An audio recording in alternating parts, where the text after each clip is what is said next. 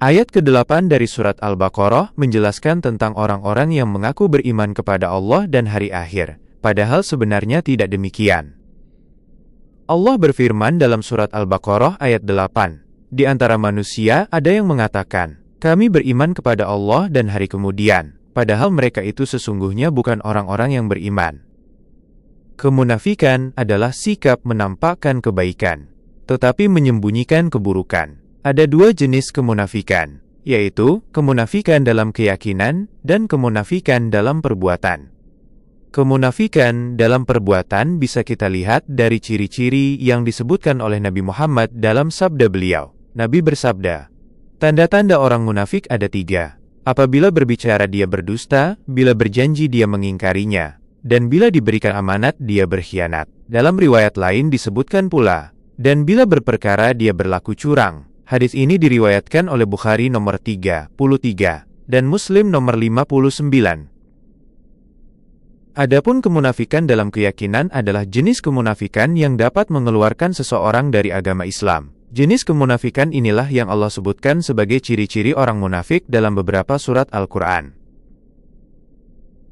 Fenomena kemunafikan dalam keyakinan ini baru muncul setelah Nabi Muhammad hijrah dari Mekkah ke Madinah. Bahkan setelah peristiwa Perang Badar, setelah kaum muslimin meraih kemenangan besar dan dimuliakan oleh Allah, sementara orang-orang yang tidak beriman di Madinah merasakan kehinaan, sebagian dari mereka mulai menampakkan keislaman mereka. Ini mereka lakukan karena rasa takut, sebagai bentuk tipu daya, dan untuk melindungi diri serta harta mereka. Secara lahiriah, mereka tampak bersama kaum muslimin seolah-olah bagian dari mereka, padahal sebenarnya tidak demikian.